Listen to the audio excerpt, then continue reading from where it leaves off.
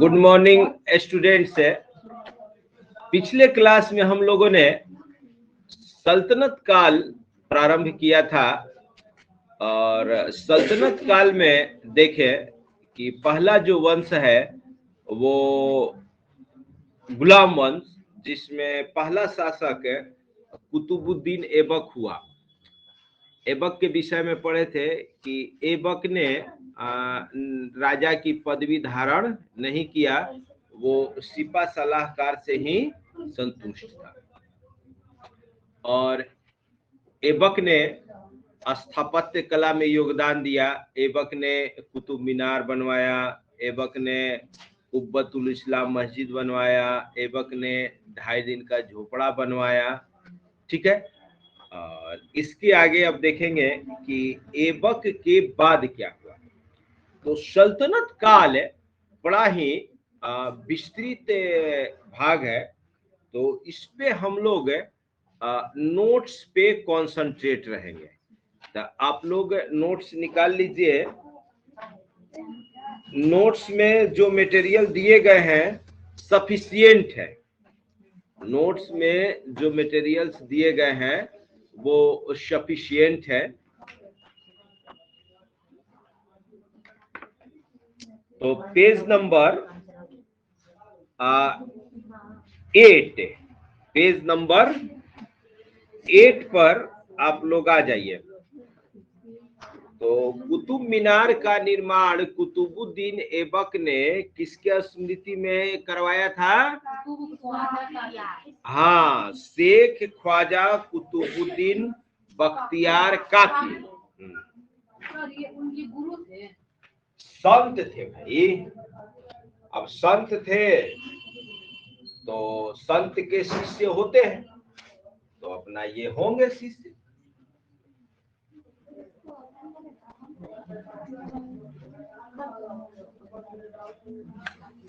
हाँ, तो आज हम लोगों का है हिस्ट्री। हिस्ट्री में देख रहे हैं सल्तनत काल। सल्तनत काल में पहला राजा देखे हम लोग इल्तुतमिश। अरे वाह, अभी सोच ही रहे थे कुतुबुद्दीन ऐबक की सिराय नहीं आ गया। यहाँ कहाँ पीछे जाती है? हाँ, पहला ऐबक है। हाँ, ऐबक। चलिए आगे देखिए। ऐबक ऐबक है। हाँ, ऐबक नहीं है, ऐबक है।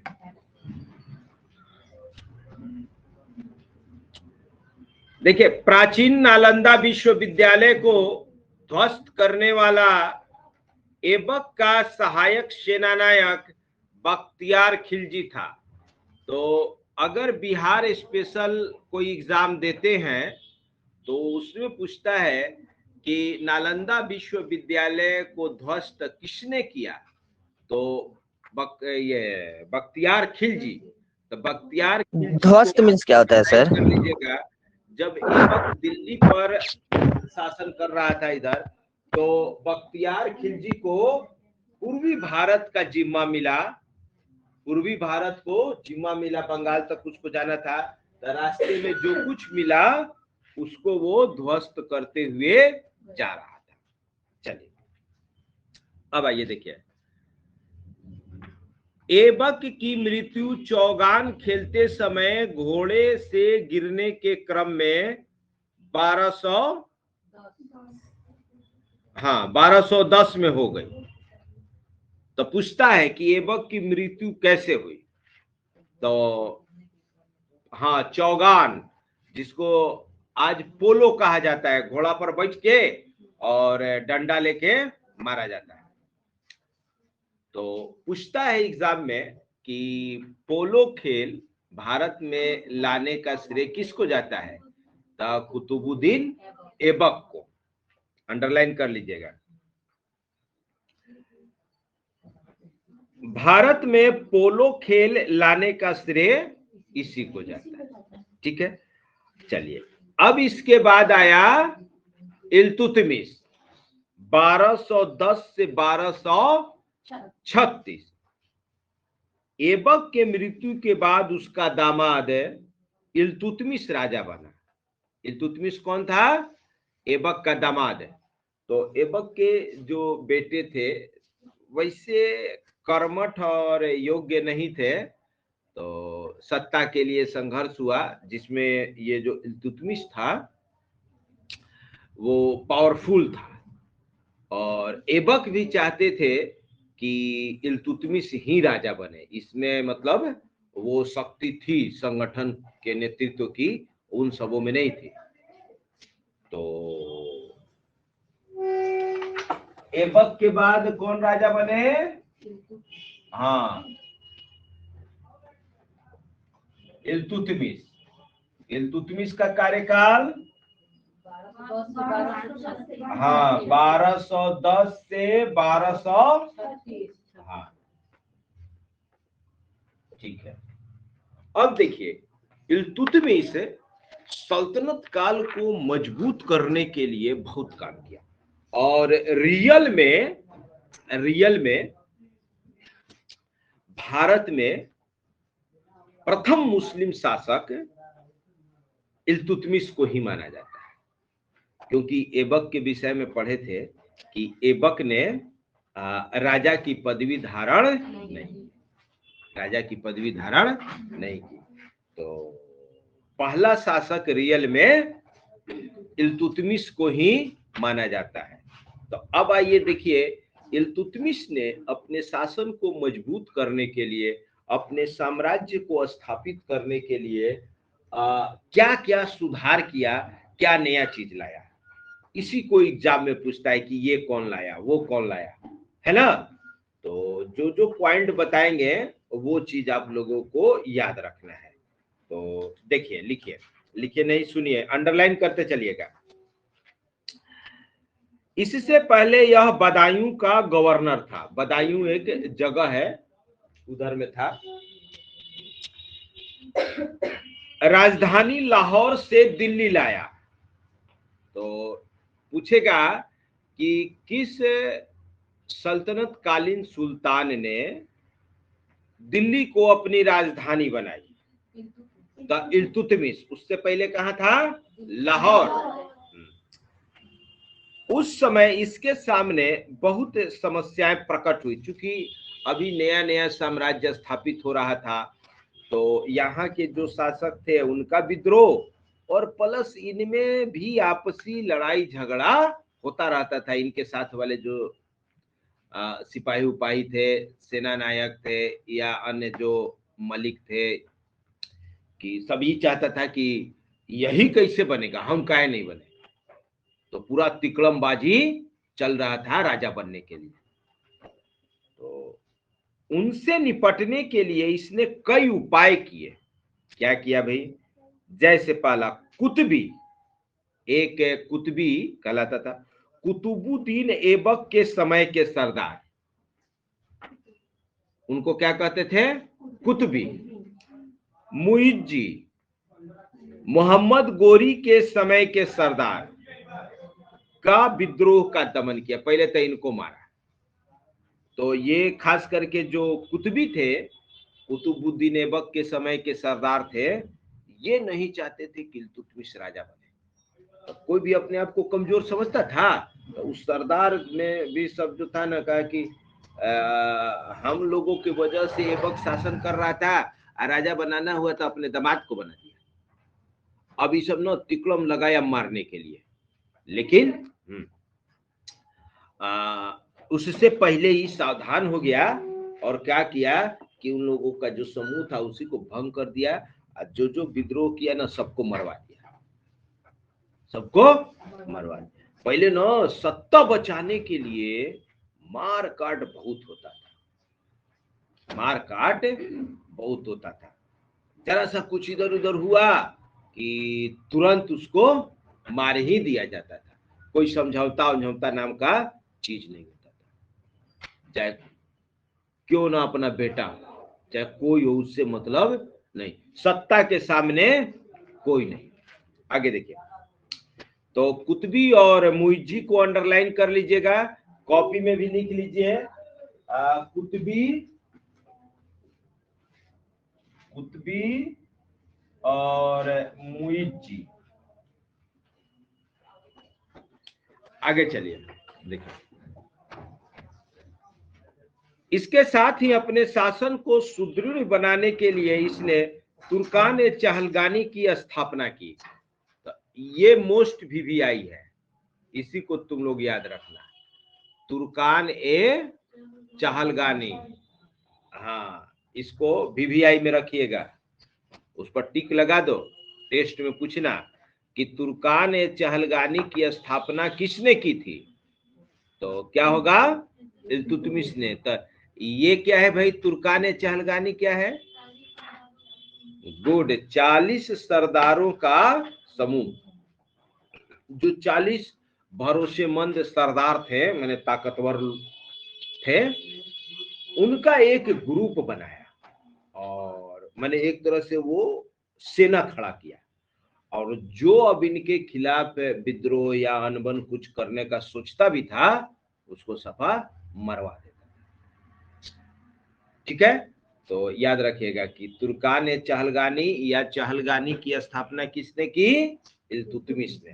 तुर्कान ए चहलगानी का मतलब 40 सरदारों का समूह। सरदार किसको कहते थे, कुछ ताकतवर, जैसे तुम्हारे मोहल्ला में कैसे है, कोई माने बहुत दबंग टाइप का है,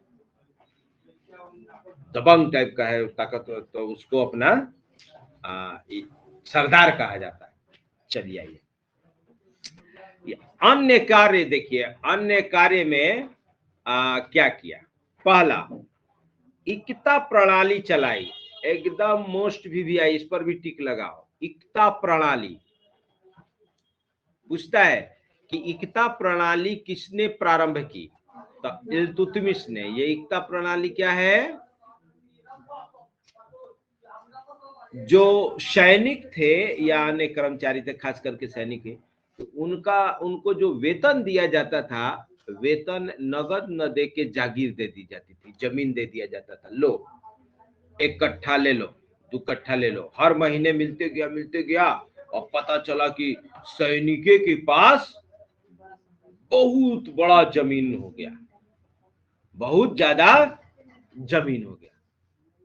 तो जमीन इसलिए देता था, उससे 2 फायदा था, एक तो पैसा नहीं देना पड़ता था, और दूसरा जमीन दे देने से जमीन जो मिलता था उसका साफ सफाई करके और उस पर खेती करवाता था लोग, तो उससे अनाज उत्पन्न होता था।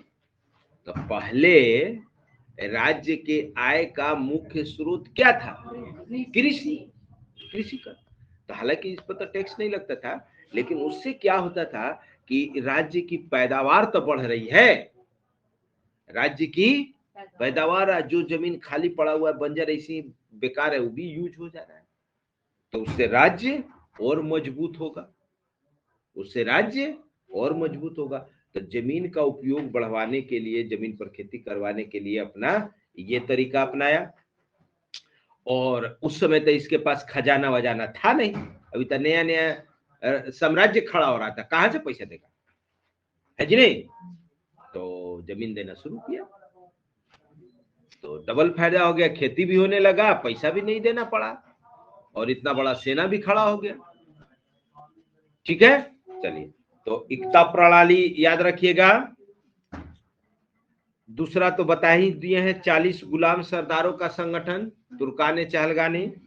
तीसरा, सर्वप्रथम दिल्ली के अमीरों का दमन। तो दिल्ली में जो अमीर थे, माने दबंग टाइप के लोग थे, जो इसके खिलाफ था, सबको मरवाया। ठीक है, चलिए, इल्तुतमिश के समय ही मंगोल शासक चंगेज खान जलालुद्दीन मांगबरनी का पीछा करते हुए सिंधु नदी तक आया।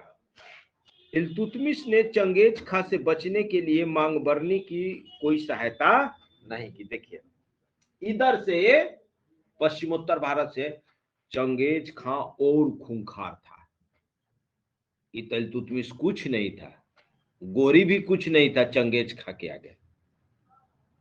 वो जिधर चलता था मार काट मचाते हुए, जो रास्ते में दूसरा मिला उसको मारा काटा लूटा पाटा चलते बनता था। तो एक इधर सेंट्रल एशिया का शासक था मांगबरनी उसका नाम था, उसका पीछा करते करते चला आया सिंधु नदी तक। इल्तुतमिश से सहायता मांग रहा था कि भाई मेरी सहायता करो।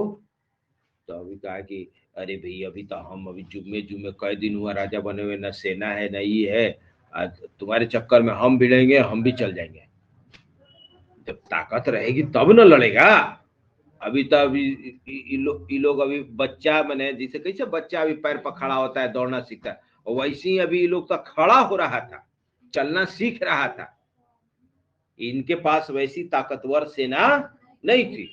तो इल्तुतमिश का ना ना ना तू भागो, तुम्हारे चलते हम भी फंस जाएगा। वो सब ना चंगेज का वो सब एक्सपर्ट सेना था, वो सब में सब एक्सपर्ट सेना था, तब मना कर दिया। तो उस समय इंडिया बच गया, नहीं अगर चंगेज का घुस गया रहता उस समय तो और कत्लेआम हो जाता और मारकाट मचता। तो चलिए पूछेगा एग्जाम में कि चंगेज खां किसके शासनकाल के दौरान भारत में आया था? तो इल्तुतमिश, लेकिन वो यहीं से वापस चला गया, अंदर नहीं आया। आगे देखिए, यह दिल्ली का पहला सुल्तान था जो अपने नाम से खुतबा पढ़वाया। खुतबा माने होता है जो ना खुतबा जो इस्लामिक संत होते हैं, मौलवी, धर्मगुरु, उनको क्या बोलते हैं, खलीफा, खलीफा कहते हैं उसमें, धर्मगुरु में। तो उनसे अनाउंस करवाया जाता था, सहनशाहे सहनशाह, भारते बादशाह, इल्तुतमिश, नवाजुद्दीन, ग्यासुद्दीन, ऐसे करके पूरा कि फलाने के वंशज हैं। मैंने ये करने के लिए कि मैंने हम बहुत बड़े ऊंचे खानदान से हैं, हम कोई ऐरू गैरू राजा नहीं है, खानदानी है, हमारे फलाना ईरान के खानदान से ताल्लुक रखते हैं या इस खानदान से ताल्लुक रखते हैं, ताकि लोग उनके राजत्व को स्वीकारे। नहीं तो लोग ही विद्रोह कर देते थे, नहीं मानते थे, ये लगता है कोई ऐसे वैसे बन गया। जो ऐसा वैसा बनता था ना वो पूरा कड़ा नियम लगा देता था, जैसे बलबन, इसके बाद आएगा बलबन, वो गुलाम था, तो उसको जो राजा नहीं मानता था ना वो सीधे काट देता था। दरबार में भी अगर कोई ना नुकुर हूं हाँ कर दिया उसके सामने, चाहे उसके सामने जरा सा बेअदबी से पेश से आ गया, तुरंत काट देता था। तो वो क्या था कि अपने खौफ से साम्राज्य खड़ा किया था, अपने खौफ से साम्राज्य खड़ा किया था कि उसके सामने कोई बोलने का हिम्मत ही नहीं करता था। अब आगे नाम आएगा बलबन का। अब देखिए, नाम से खुतबा पढ़ाया, यह पहला तुर्क सुल्तान था जिसने शुद्ध अरबी सिक्के चलवाए। अरबी सिक्के मैंने सिक्का पर अरब में अरबी भाषा में छपा हुआ था। चांदी के सिक्के को टंका तथा तांबे को जीतल कहा जाता था। देखो तुम्हारे इंटर में यही पूछा था, आया था ना, देखो चांदी के सिक्के को टंका तथा तांबे के सिक्के को हाँ जीतल कहा जाता था। कुतुब मीनार के कार्य को पूरा करवाया। तो जो कुतुबुद्दीन ऐबक है वो पूरा नहीं बनवाए थे, ऊपरी मंजिल ये इल्तुतमिश पूरा करवाया। और भारत में पहला मकबरा बनवाया। अब यहीं से भारत में मकबरा बनना शुरू हुआ। पहले जो लोग थे उन लोगों का मकबरा सब ले जाके उधर अफगानिस्तान में ही बनवाया है। आ जाइए पेज नंबर 9। नोट से तो कितना आसान है। हाँ हाँ हाँ, वैसे समझाने का मौका मिल जा रहा है। और नहीं तो फिर अरे जो ऑनलाइन है सब लोग नोट्स लिख लिए है ना, कोई एक तो कनेक्ट कर दो, आवाज नहीं आ रहा है। एगो कर न, तब मैं वाईफाई से कर दो, वाईफाई पास है कि नहीं, पासवर्ड किसमें है? हाँ तलाक दो, आवाज तुम्हारा ज्यादा आता है, ठीक है तो थोड़ा सा बस चाहिए ना, छोड़ दो, हो गया, एक को चाहिए, 4-5 को थोड़ा चाहिए। अब वाईफाई कहाँ कनेक्ट करेंगे, उसमें कनेक्ट है ना। हाँ कनेक्ट करके देना। लिखिए, सुनिए, इल्तुतमिश की मृत्यु के बाद सुल्तान रुकमनीद्दीन फिरोज शाह शासक बना। तो इल्तुतमिश के बाद ना छोटे छोटे शासक आए, लेकिन वो टिक नहीं पाए।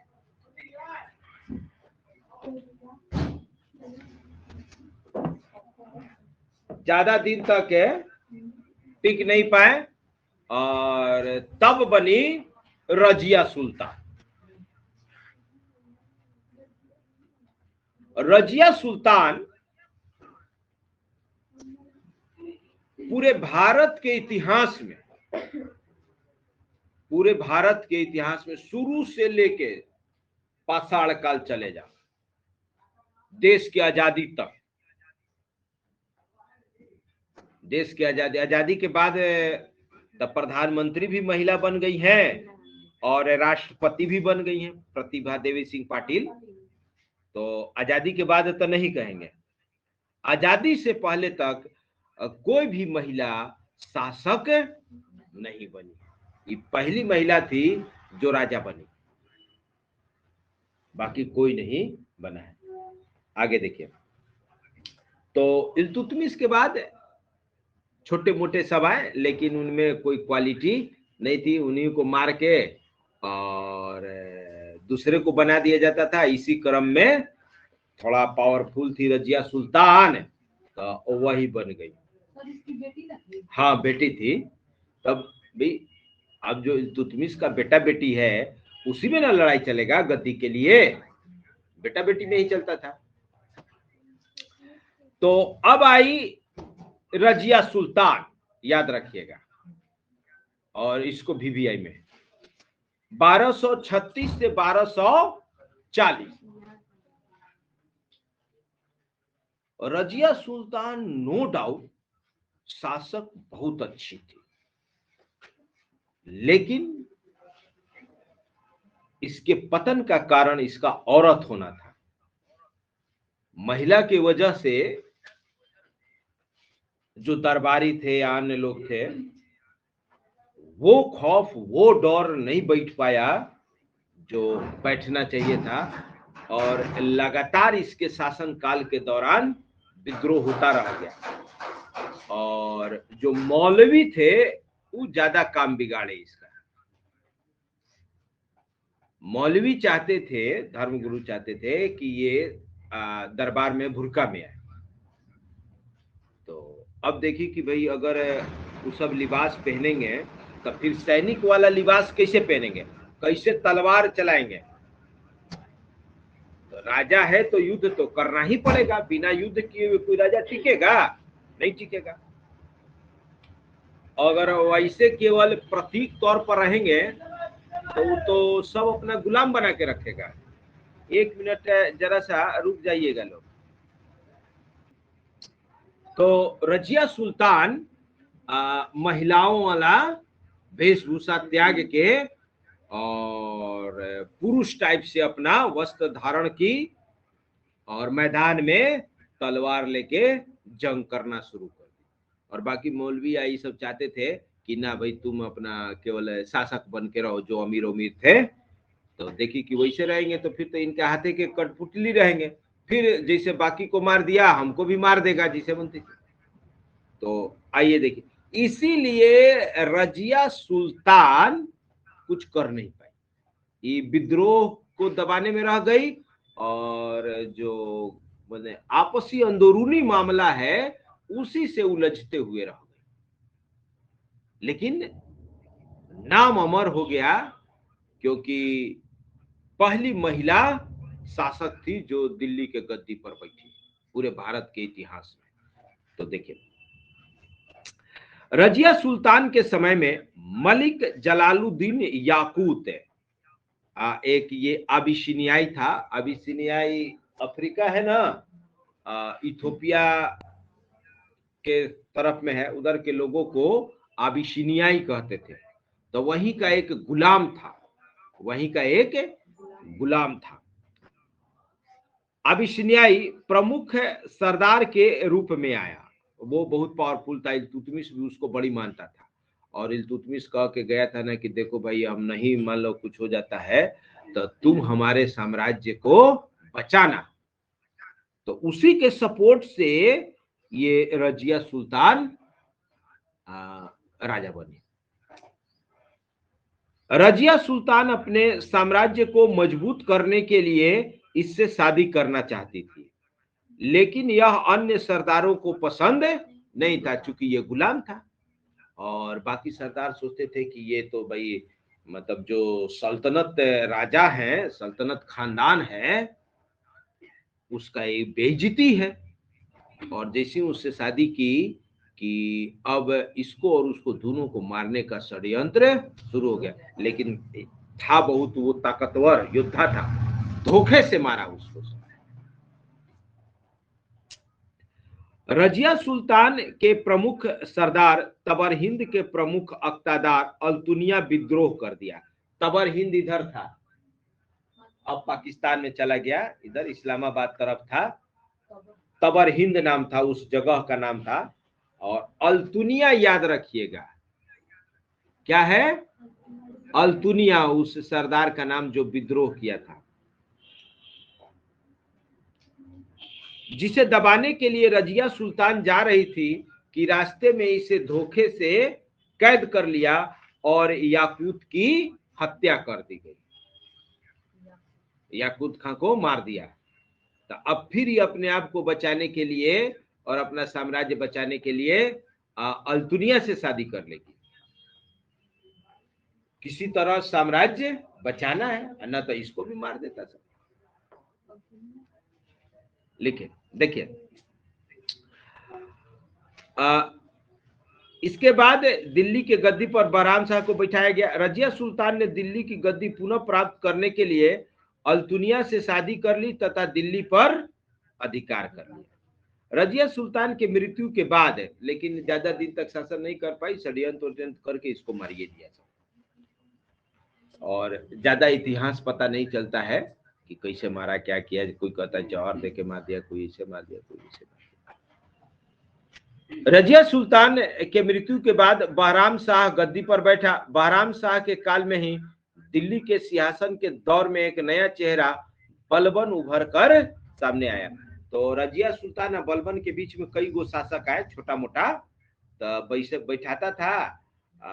जब तक वो बात मानता था ठीक है, नहीं बात मानता था मार देता था। तब उन्हीं गुलामों में से एक गुलाम था बलबन। अब बलबन पावरफुल बन के उभरा और दिल्ली के गद्दी पर बैठा। तो अब थोड़ा ही क्रूर था, इसलिए कुछ दिन तक शासन किया। लेकिन बलबन के बाद देखो तो क्या, देखो बलबन के बाद जो शासक आए फिर वही थे। उनमें वो गट्स नहीं था, वो पावर नहीं था, तो वो नहीं संभाल पाया। फिर दूसरा वंश हो गया। एक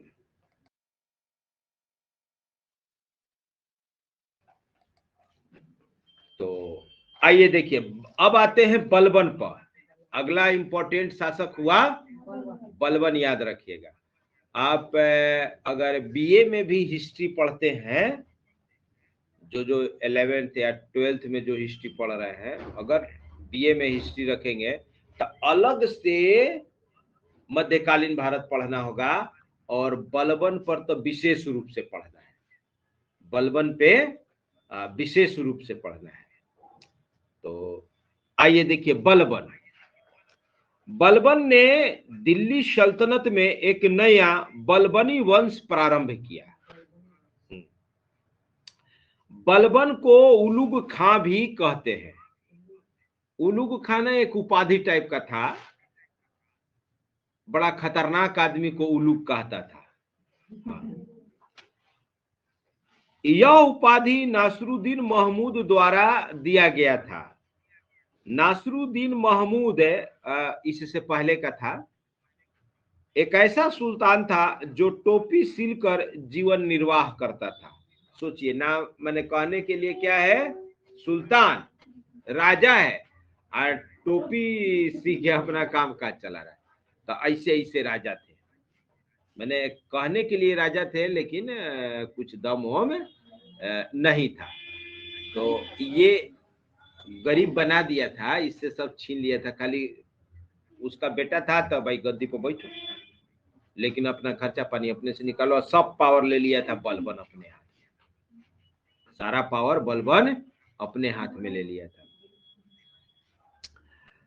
तो पहले रेलवे में इसको पूछता था, अब इस सब क्वेश्चन का जमाना खत्म हो गया।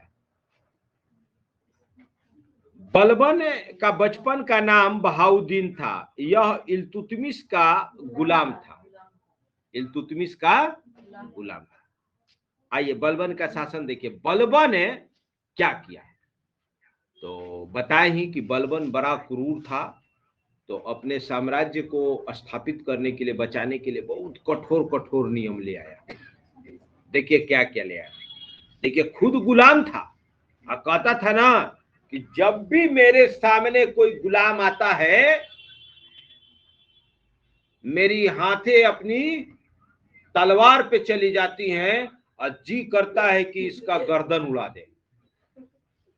मैंने ये साबित करने के लिए कि बाबू हम गुलाम नहीं है, सोच लो। हाँ, गुलाम को ऐसे बोलता था, खुद अपने गुलाम था, बाकी दूसरे को था क्रूर। अब जिसे वो बोला ना, कोई सामने हंस दिया, ऐसे मुंह ऐसे किया, गया गर्दन काम से जा। तो राजनंदिनी अच्छा है कि बलबन के दरबार में नहीं थी, ना तो इतना पता गर्दन उड़ा देता वो। हाँ, हंसना नहीं बलबन के सामने। आगे देखिए,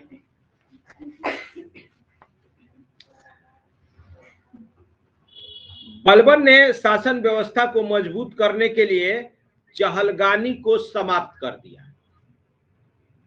बीबीआई में डालिए, पूछता है चहलगानी को किसने समाप्त किया, या तुर्कान चहलगानी है ना, वही।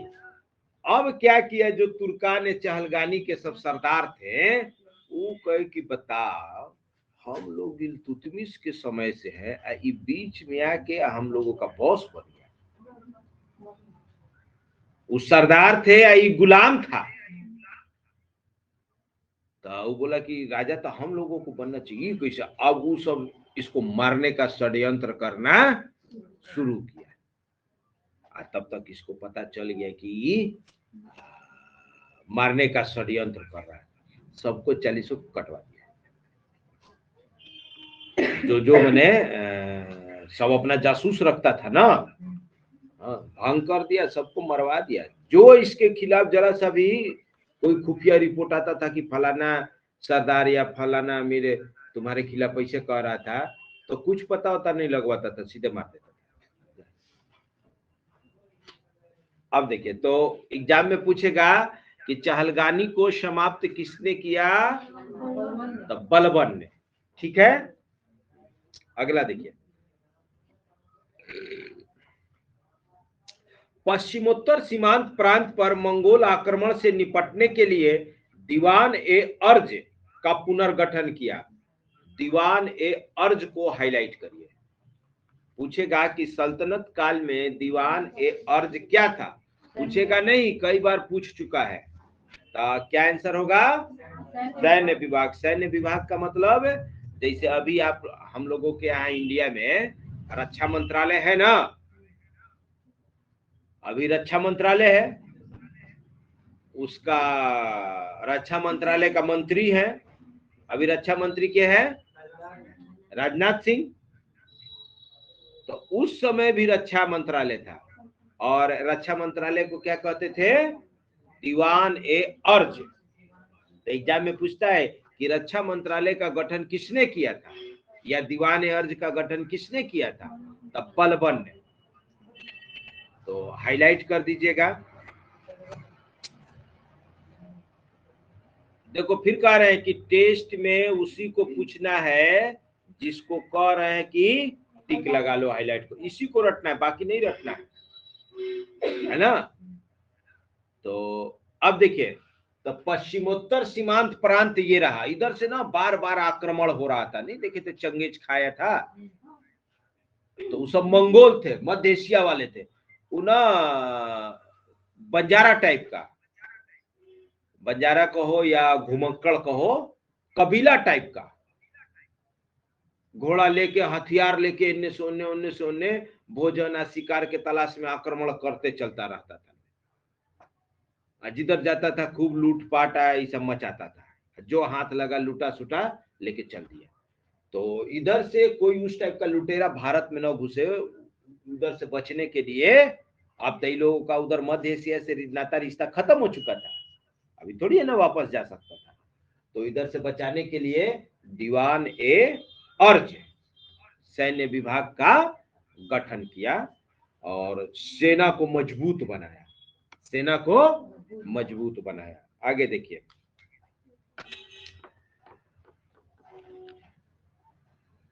सैन्य विभाग के प्रमुख अधिकारी को आरिज ए ममालिक कहा जाता था। अंडरलाइन करिए, आरिज ए ममालिक। सैन्य विभाग के प्रमुख को आरिज ए ममालिक कहा जाता था। अन्य कार्य देखिए, बलबन ने सैनिकों को नगद वेतन देना प्रारंभ किया। अब जागीर देना बंद कर दिया। जागीर देते देते देते देते ना सैनिक के पास इतना जमीन हो गया कि वो सब बड़ा बड़ा सामंत बन गया। और अब जमीन देते देते कहां से लाएगा जमीन? अब का चीन का छीनेगा? तो बांटते बांटते सब तो जमीन बटा गया।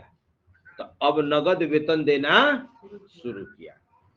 पूछता है कि किस शासक ने, हालांकि ना इसके बाद आया है अलाउद्दीन खिलजी, उसका नाम ज्यादा आता है नगद वेतन। तो नगद वेतन के लिए इसको मत याद रखना, नहीं एग्जाम में गलती मत हो जाए।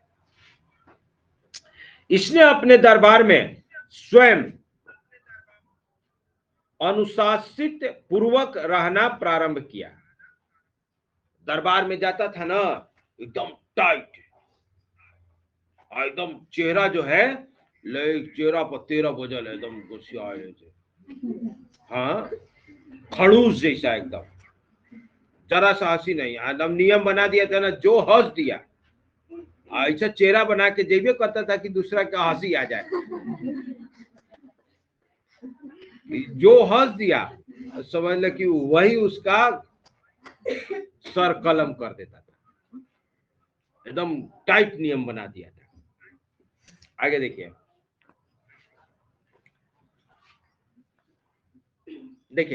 इसने अपने दरबार में स्वयं शांति अनुशासित पूर्वक रहना प्रारंभ किया। सिजदा एवं पाबोस की प्रथा, घुटने पर बैठकर झुकना और पैर चूमना। अब देखिए, अपने को महान बनाने के लिए क्या क्या है, कहा ना कि ऐसे हम चल रहे हैं और जो सामने आ गया उसको पहले तो अपने घुटना पर झुकना है और मेरा पैर चूमना है, चाहे कोई, माने सबको नीचे दिखाने के लिए।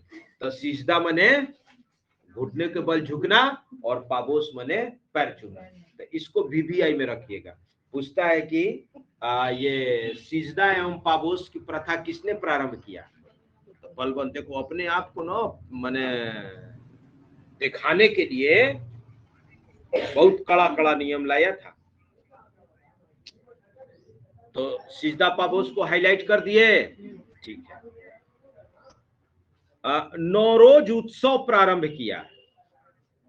नौरोज उत्सव में शायद एक ना क्रिश्चियन का नौरोज उत्सव अलग है, ये अलग है कि जहां ही रहता था नियम बनवा दिया था, NCERT में लिखा हुआ है कि जब तक राजा अपना दर्शन नहीं दे देगा सुबह सुबह कोई पानी तक नहीं पिएगा।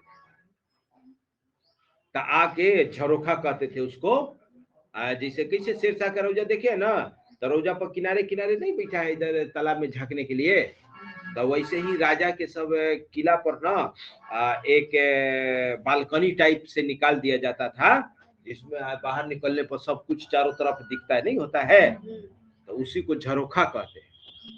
तो जब तक ये आके अपना दर्शन नहीं देता था, कोई पानी तक नहीं पी सकता। कोई चुप्पे से पी नहीं सकता है सर।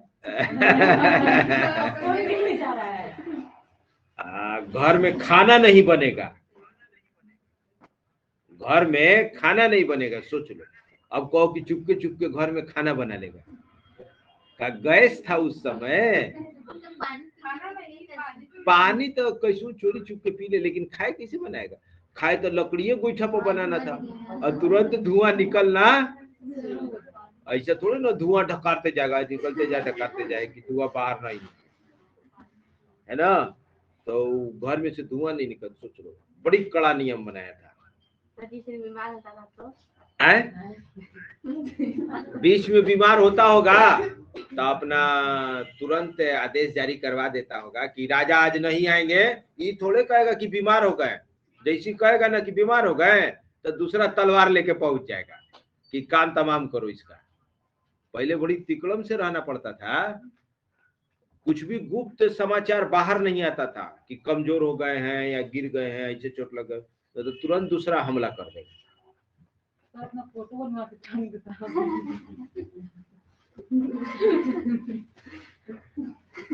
राजनंदिनी जैसा उसके दरबार में कोई सहायक रहती तब ना कैमरा खरीद के ले आती,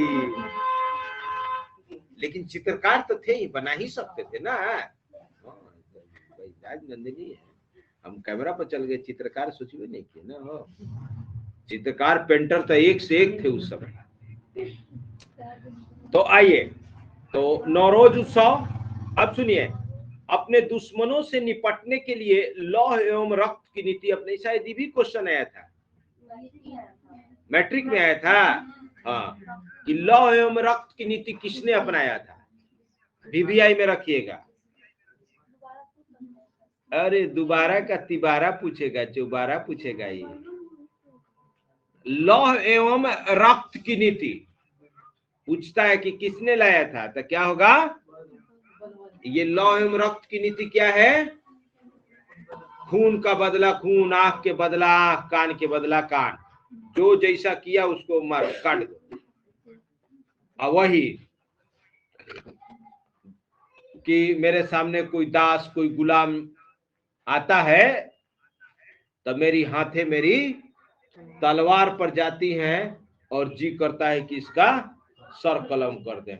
यही है लौह एवं रक्त की नीति, कि दुश्मन को प्रेम से बात से नहीं सुलझाना है, मारो, समझौता नहीं करना है। हाँ चलिए, तो ये रहा आपका बलबन के कार्य। अभी देखिए बलबन अभी इतने नहीं, बलबन इम्पोर्टेंट है। अब देखो, जो राजा जितना इम्पोर्टेंट है उसके बारे में नोट्स में उतना ही ज्यादा है, और जो इम्पोर्टेंट नहीं है उसका एक लाइन में काम तमाम है।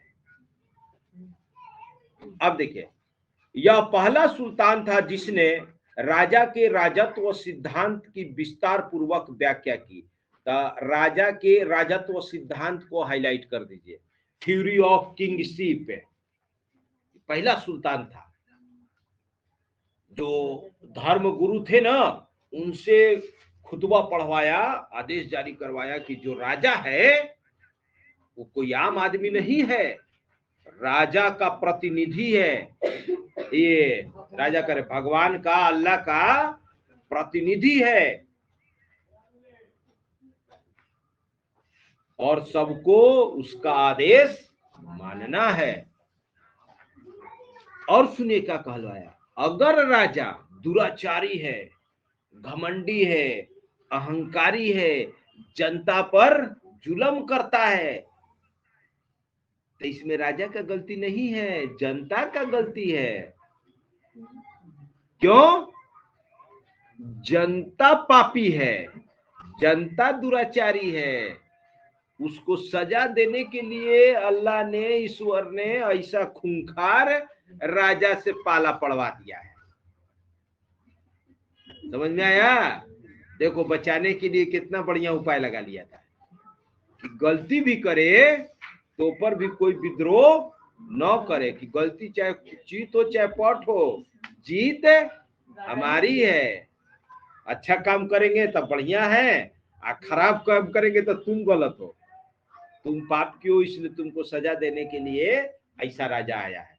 यही है थ्योरी ऑफ किंगशिप। तो याद रखिएगा, कई बार पूछ चुका है इसको, इस प्रश्न को कि राजत्व का सिद्धांत देने वाला पहला सुल्तान कौन था? तो बलबन। और उसमें सब चीज है कि चूंकि राजा जो है ईश्वर या अल्लाह का प्रतिनिधि है, इसलिए जनता को उसको फॉलो करना है, टैक्स चुकाना है, उसका पूजा करना है, उसके बात को मानना है, ताकि कोई विद्रोह न करे। इसी प्रकार से ना ये शासक अपना साम्राज्य खड़ा करते थे। अभी के जैसा थोड़ी ये नियम कायदा कानूनी सब था, मनमर्जी चलता था उस समय।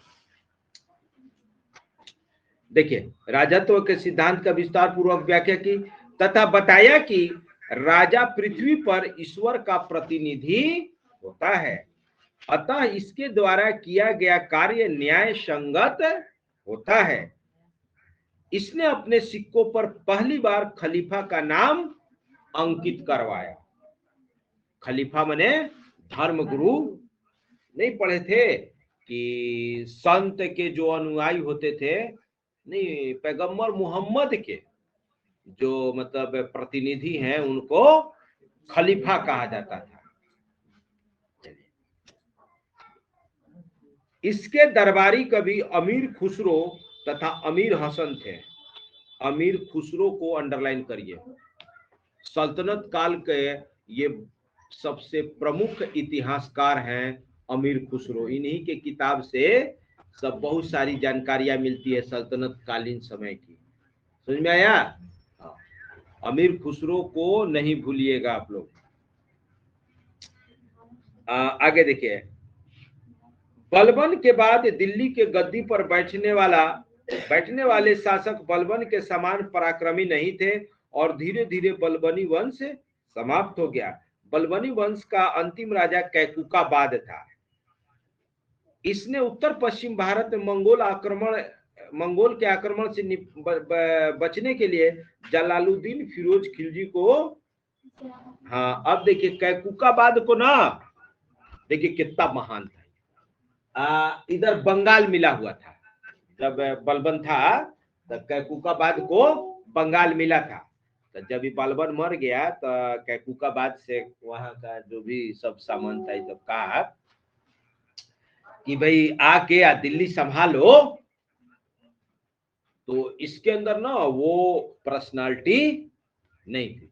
अब जैसा आप अपने घर परिवार में देखें कि जैसे पिता पराक्रमी है, कोई जरूरी है कि बेटा वैसा ही पराक्रमी, एक्सपर्ट, तेज तरार हो? नहीं। आजकल तो देखा जा रहा है कि अगर पिताजी मेहनती हैं, पैसा कमा के ला रहे हैं और बच्चे का परवरिश, तो बच्चा एकदम सोच रहा है कि मेरे बाबू अंबानी है, खा पी के ऐश करने के चक्कर में सफर न लायके निकल जा रहा है ना। दिन भर में 75 हाली तो आईना देखेगा, बाल झाड़ेगा, किताब पढ़ने के नाम पर रुमाल एगो बढ़िया रखेगा, झाड़ पोछ के टेबुल एकदम साफ रखेगा। भले पढ़ाई हो चाहे मन हो, हाँ किताब उताब सब तो खरीदेगा नियम से, भले बांट दे। तो वही में से कैकुकाबाद था। कहा ना कैकुकाबाद से, कहा सब कि चलो भाई दिल्ली ले लो। कहा भैया तू लोग दिल्ली देखो, हम बंगाल में ठीक है, हमको लालच नहीं है। तो उसके अंदर वो पर्सनालिटी था ही। बोला तू चलो, तू खाली गद्दी पर बैठो ना, बाकी ना ना ना, सोच रहा था ना ले जाके कहीं हमारा काम तमाम मत कर देता। डरा रहा था, भरोसा नहीं ना था पहले। कहीं बंगाल से दिल्ली चला, दिल्ली पहुंच पाए कि नहीं पाए कोनो गारंटी नहीं। जब इसको जाता था पकड़ने तब भाग जाता था जंगल में। तो अपना इस टाइप से कैकू का बाद छोड़ दिया। तब हुआ कि भाई अब तो भाई बलबन का खानदान का कोई है ही नहीं, चलो भाई, तो अब स्टार्ट होगा खिलजी वंश। अब स्टार्ट होगा खिलजी वंश। तो खिलजी वंश भी सल्तनत कालीन शासकों में बड़ा ही पावरफुल रहा है, बड़ा ही पावरफुल रहा है। ठीक है, तो इसको देखा जाएगा कल में, बहुत कहानी है। सल्तनत काल में तो यही 3 गो को पढ़ना ही है, एक बलबन को, एक अलाउद्दीन खिलजी को, और तीसरा मोहम्मद बिन तुगलक को। यही 3 लोग तक काम किया, बाकी तो अपना राज किया है। ठीक है, हाँ हाँ बिल्कुल बिल्कुल, 1 मिनट रुक जाइए। तो आज इतना ही पे स्टॉप कर रहे हैं।